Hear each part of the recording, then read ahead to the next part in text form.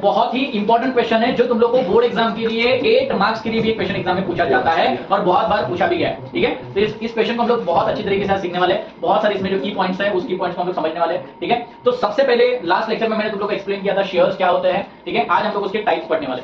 तो सबसे पहले एक बार मैं वापस से रिवाइज कर देता हूं, शेयर्स क्या होता है। Shares means a small part of the total share capital of the company. Shares बच्चों एक सोर्स ऑफ फंड है जिस सोर्सेज से हर एक जॉइंट स्टॉक कंपनी फंड्स को रेज कर सकती है। मतलब अगर समझो कोई जॉइंट स्टॉक कंपनी को अगर फंड की रिक्वायरमेंट है तो शेयर्स इशू करके कंपनी फंड्स को रेज कर सकती है। तो शेयर्स क्या होता है वो हम लोगों ने देख लिया था। शेयर्स मतलब small part of the total share capital of the company होता है। जैसे कि कंपनी को समझो 10 करोड़ की रिक्वायरमेंट है तो वो 10 करोड़ कोई एक बंदा इन्वेस्टमेंट नहीं करता। ठीक है ना, तो ऐसे हर एक बंदा क्या करता है, स्मॉल पार्ट ऑफ अमाउंट से शेयर्स बाय करता है एंड ईच पार्ट ऑफ जो इन्वेस्टमेंट होता है उसी को हम लोग शेयर्स कहते हैं। समझ में? जैसे कि फॉर एग्जांपल समझो हमारी कंपनी को 10,000 करोड़ की रिक्वायरमेंट है। ठीक है, तो वो 10,000 करोड़ को इन्वेस्टमेंट करने के लिए बहुत सारे लोगों ने सम पार्ट ऑफ अमाउंट को इन्वेस्टमेंट किया होगा। किसी ने 10,000 किया होगा, किसी ने 15,000 किया होगा, किसी ने 1,000 किया होगा, किसी ने 1 लाख किया होगा, तो किसी ने 1.5 लाख किया होगा, है ना। किसी ने 1 करोड़ किया होगा तो किसी ने 2 करोड़ रुपए इन्वेस्टमेंट किए होंगे। So each part is called as a share.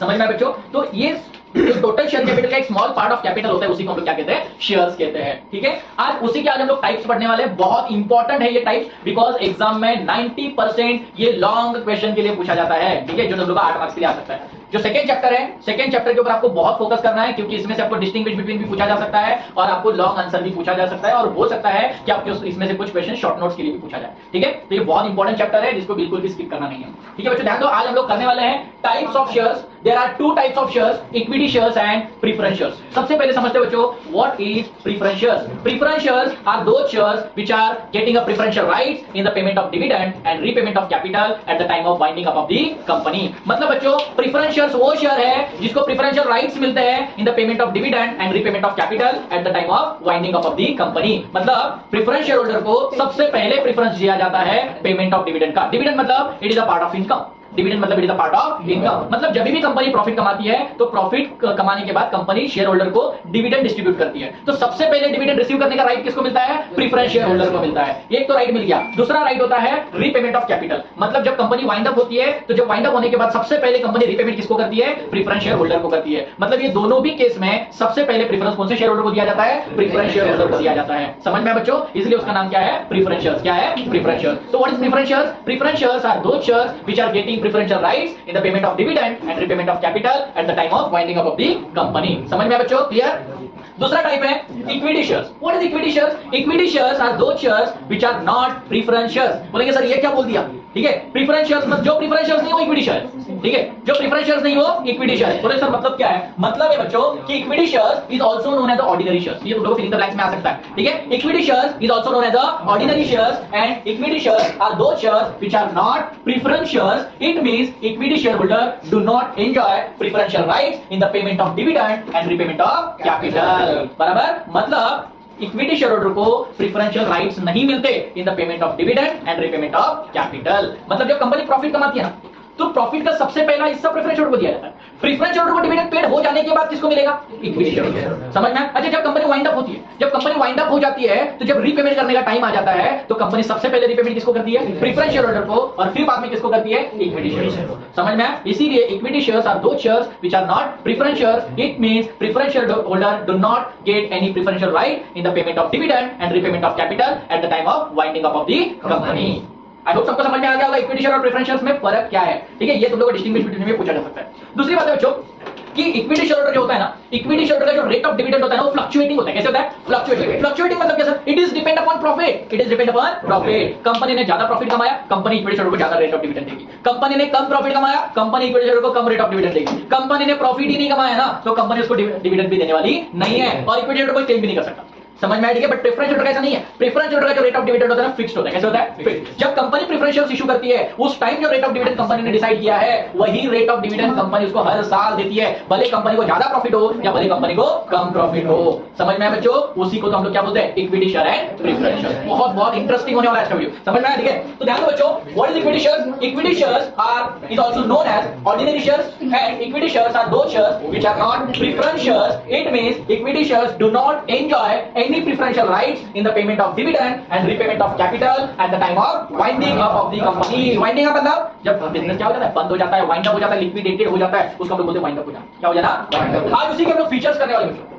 Features मतलब इक्विटी शेयर होल्डर्स में, इक्विटी शेयर्स में क्या क्या खासियत है। ठीक है, उसकी स्पेशलिटी क्या क्या है उसी के बारे में आज हम लोग पढ़ने वाले हैं। ठीक है बच्चों, ध्यान दो, सब लोग अच्छे से ध्यान देना।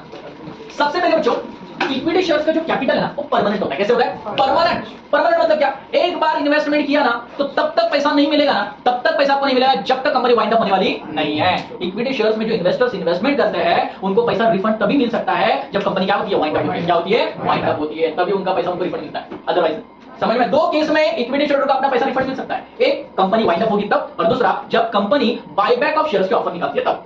बायबैक ऑफ शेयर्स मतलब क्या? कि कंपनी इक्विटी शेयर से उनके शेयर्स वापस से खरीद लेती है, उसको हम लोग बोलते हैं बायबैक ऑफ शेयर्स। क्या बोलते हैं? Buyback of shares. कंपनी खुद ही ऑफर करती है कि हम इक्विटी शेयर, जो आपको शेयर्स हम लोग ने बेचे थे वो हम आपसे वापस से खरीदने के लिए तैयार है, सो एंड सो रेट में, अगर आप बेचने के लिए तैयार हो तो हम बायबैक करने के लिए रेडी है। समझ में आइए? उसको हम लोग बोलते हैं बायबैक ऑफ शेयर्स। क्या बोलते हैं? Buyback of shares. तो ये दो केस में इक्विटी शेयर का अपना पैसा रिफंड मिल सकता है, अदरवाइज उनको अपने शेयर्स क्या करने पड़ते हैं? ट्रांसफर करने पड़ सकते हैं अपने फंड्स को रिफंड करने के लिए। समझ में आया बच्चों? क्लियर? तो इक्विटी शेयर का जो कैपिटल होता है कैसे होता है? परमानेंट होता है। कैसे होता है? परमानेंट। क्योंकि उनका पैसा उनको तब रिफंड मिलता है जब वो बिजनेस क्या होता है? वाइंड अप होता है, या जब कंपनी बायबैक ऑफ शेयर्स की क्या निकालती है? ऑफर निकालती है। ये दो ही केस में इक्विटी शेयर को पैसा जो कैपिटल है वो रिफंड मिलने के चांसेस होते हैं। समझ में आया बच्चों? क्लियर है? दूसरा फीचर है fluctuating rate of dividend. Equity share का जो रेट ऑफ डिविडेंड होता है ना, फ्लक्चुएटिंग होता है। कैसे होता है? फ्लक्चुएटिंग। फ्लक्चुएटिंग मतलब चेंज होते रहता है। क्या होते रहता है? चेंज होते रहता है कंपनी के परफॉर्मेंस के बेसिस पे। मतलब कंपनी कैसे परफॉर्म कर रही है, कंपनी कितना ग्रो कर रही है, उसके हिसाब से उसका जो रेट ऑफ डिविडेंड होता है ना वो फ्लक्चुएट होते रहता है, चेंज होते रहता है। अगर कंपनी ने ज्यादा प्रॉफिट कमाया तो इक्विटी शेयर को कंपनी ज्यादा रेट ऑफ डिविडेंड देगी। अगर कंपनी ने कम प्रॉफिट कमाया तो कंपनी उसको कम रेट ऑफ डिविडेंड देगी। अगर कंपनी ने प्रॉफिट ही नहीं कमाया तो डिविडेंड भी नहीं देगी। समझ में आया बच्चों? तो इक्विटी शेयर का जो रेट ऑफ डिविडेंड होता है कैसे होता है? फ्लक्चुएटिंग होता है, डिपेंड अपॉन प्रॉफिट होता है।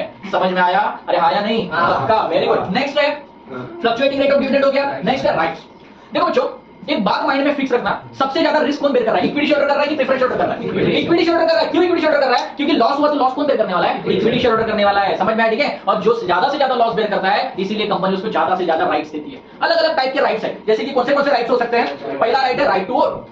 मतलब इक्विटी शेयर को कंपनी वोटिंग करने का राइट देती है। कौन सा राइट देती है? वोटिंग करने का राइट। वोटिंग करने का राइट मतलब क्या बच्चों? कि जब कंपनी बोर्ड ऑफ डायरेक्टर को अपॉइंट करने वाली होती है, या जब कंपनी ऑडिटर को अपॉइंट करने वाली होती है, तो ये अपॉइंटमेंट करने के लिए जो वोटिंग्स किए जाते हैं वो वोटिंग कौन करता है? इक्विटी शेयर होल्डर करता है। कौन करता है? इक्विटी शेयर होल्डर करता है। समझ में आया बच्चों? मतलब डायरेक्टर को अपॉइंट करने के लिए एंड ऑडिटर को अपॉइंट करने के लिए इक्विटी शेयर के वोटिंग के बेसिस पे दोनों को अपॉइंट किया जाता है। समझ में आया बच्चों?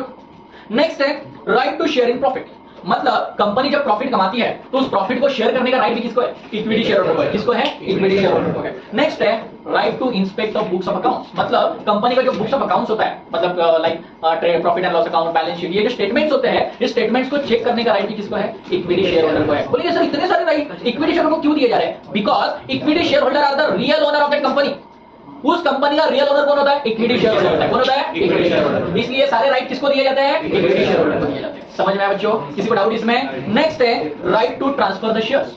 इक्विटी शेयर को एक और राइट दिया जाता है, right to transfer the shares. Right to transfer the shares मतलब क्या? कि इक्विटी शेयर होल्डर अपने जो शेयर्स है वो जब चाहे तब बेच सकता है और अपनी ओनरशिप किसी के नाम पे भी ट्रांसफर कर सकता है, बिकॉज उसका कैपिटल परमानेंट होता है। क्या होता है? परमानेंट होता है। समझ में आया? ठीक है। इसकी वजह से इक्विटी शेयर होल्डर को ट्रांसफरेबिलिटी का भी राइट दिया गया है, जब चाहे तब अपने शेयर्स किसी और को बेच के अपना पैसा रिफंड ले सकता है। समझ में आया? ठीक है। विद द एक्स्ट्रा अमाउंट और विद द लेस अमाउंट। समझ में? कुछ भी ऐसा पॉसिबल है। नेक्स्ट है बच्चों no preferential right. Equity share को कोई भी प्रिफरेंशियल राइट्स नहीं है, बराबर? ठीक है। इन the payment of dividend and repayment of capital. जब कंपनी डिविडेंड डिस्ट्रीब्यूट करती है तो सबसे पहले प्रेफरेंस शेयर को दिया जाता है और फिर बाद में इक्विटी शेयर को दिया जाता है। जब कंपनी वाइंड अप होती है, वाइंड अप होने के बाद जब रीपेमेंट करने का टाइम आता है तो सबसे पहले रीपेमेंट कंपनी प्रेफरेंस शेयर को करती है और फिर बाद में इक्विटी शेयर को करती है। इसीलिए इक्विटी शेयर को कोई भी प्रेफरेंशियल राइट्स नहीं है इन the payment of dividend and repayment of capital. समझ में आया बच्चों? क्लियर?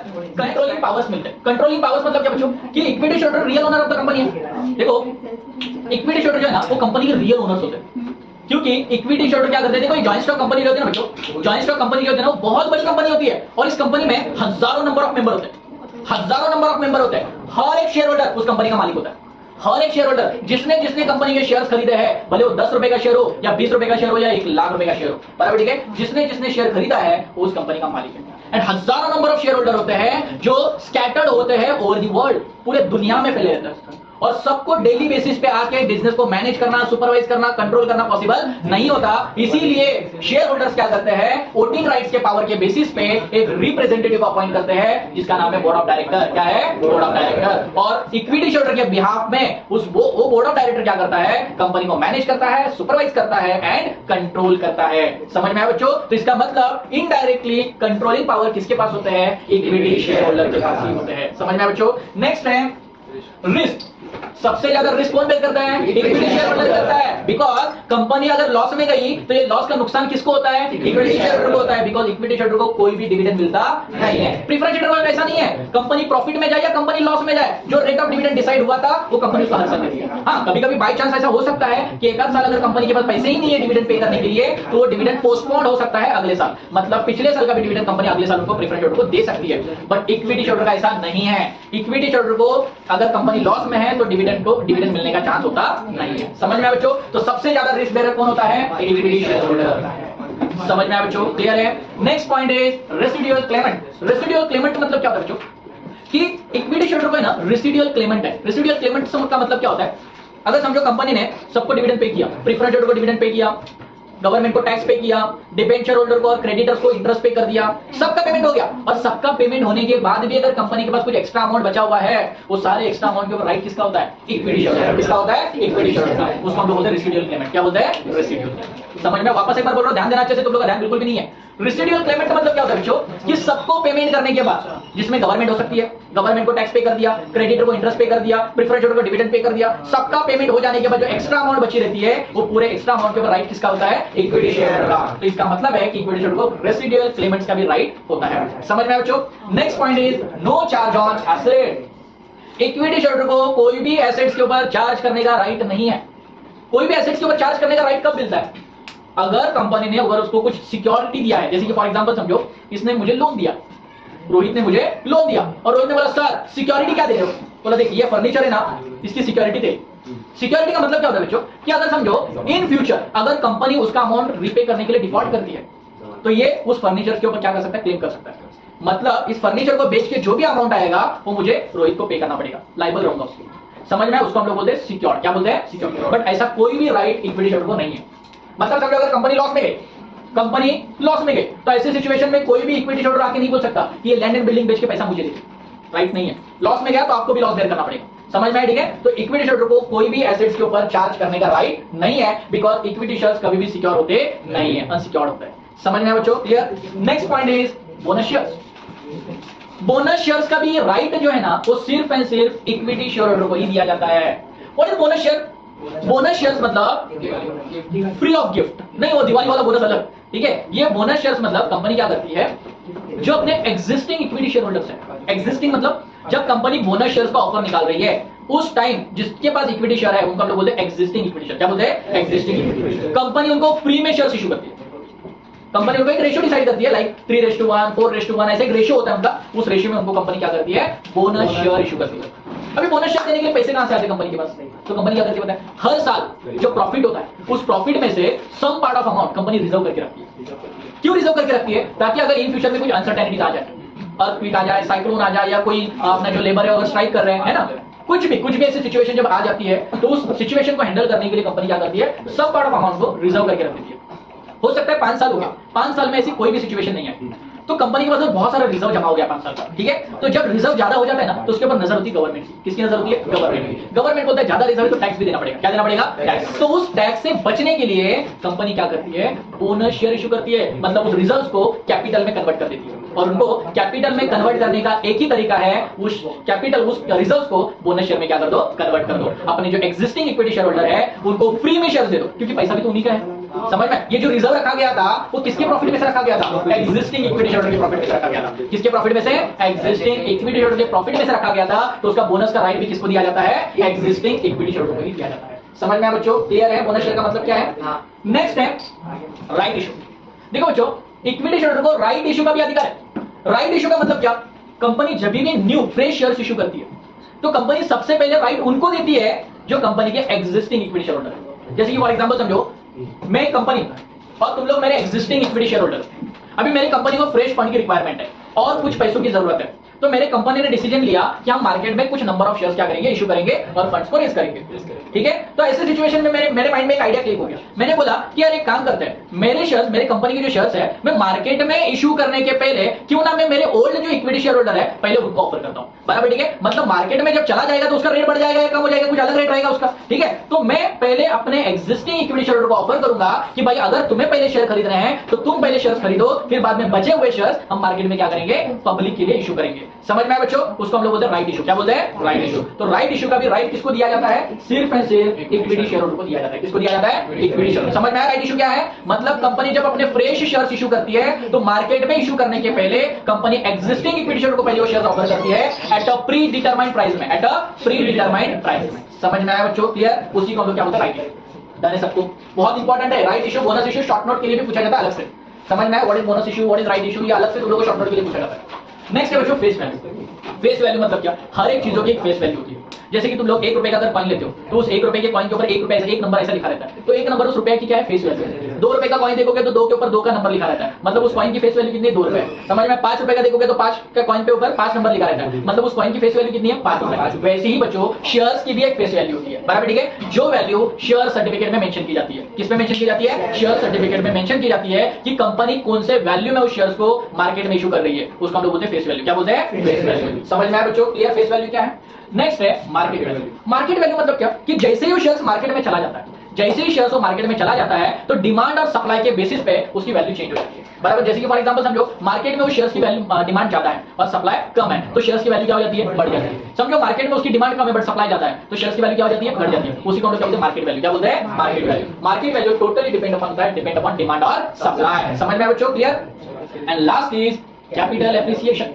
इक्विटी शेयर्स में बच्चों कैपिटल एप्रिसिएट होते रहता है। एप्रिसिएट नाम सुना है? एप्रिसिएट मतलब उसकी वैल्यू बढ़ती रहती है। जैसे कि कंपनी कैसे परफॉर्म करती है, कंपनी क्या करती है, कैसे परफॉर्म करती है, उसके बेसिस पे उसके शेयर्स की वैल्यू बढ़ती रहती है। जैसे कि फॉर एग्जांपल समझो आज मैंने 10 रुपए का शेयर खरीदा, बराबर, ठीक है। तो कंपनी अगर परफॉर्मेंस ज्यादा कर रही है तो मैं क्या, मेरे जो शेयर्स की वैल्यू है वो 11 रुपए हो सकती है, 12 रुपए हो सकती है, 13 रुपए हो सकती है, 20 हो सकती है, 100 हो सकती है। बराबर, ठीक है। मतलब जैसे जैसे कंपनी अच्छा परफॉर्मेंस करेगी उसके हिसाब से उसकी शेयर्स की वैल्यू क्या होती है? एप्रिसिएट होती है। बराबर, ठीक है। एक्चुअल में प्रैक्टिकली अगर देखा जाए तो कंपनी कोई भी प्रकार का प्रॉफिट अपने जेब में से देती नहीं है। ध्यान में रखना, ये माइंड में फिट रखना। समझ में आया? बोलते हैं कंपनी का प्रॉफिट मिलता है, कंपनी कोई भी प्रॉफिट तुम्हें देती नहीं है। समझ में आया? ये होता है कैपिटल एप्रिसिएशन। कैपिटल एप्रिसिएशन मतलब क्या कि भाई सुनो, कैपिटल एप्रिसिएशन का तुम लोग का अच्छा सा उदाहरण दे रहा हूं। एक्चुअली कैपिटल एप्रिसिएशन होता है मार्केट में। बराबर, ठीक है। जैसे कि फॉर एग्जांपल समझो मार्केट में शेयर्स की वैल्यू है 10 रुपए, तुम लोग को लगा रहे 10 रुपए बहुत कम रेट है, खरीद लेते हैं, है कि नहीं? तो तुम लोग ने 10 रुपए में वो शेयर क्या कर लिया? खरीद लिया। बराबर, ठीक है। वेट किया, 1 साल वेट किया, 2 साल वेट किया, पता चला अरे यार 10 रुपए का शेयर 100 रुपए में हो गया है। बराबर, ठीक है। तो तुमने वो शेयर्स को क्या कर दिया? बेच दिया। क्या कर दिया? बेच दिया। तो 10 रुपए इन्वेस्टमेंट किया था, मिल रहा है कितना? 100 रुपए मिल रहा है, मतलब 90 रुपए आपका क्या है? प्रॉफिट है। क्या है? प्रॉफिट है। मतलब शेयर्स की वैल्यू क्या हो गई? एप्रिसिएट हो गई। क्या हो गई? एप्रिसिएट। और वो 90 रुपए ना, वो तुम्हारा प्रॉफिट है, वो तुम्हारा क्या है? प्रॉफिट है।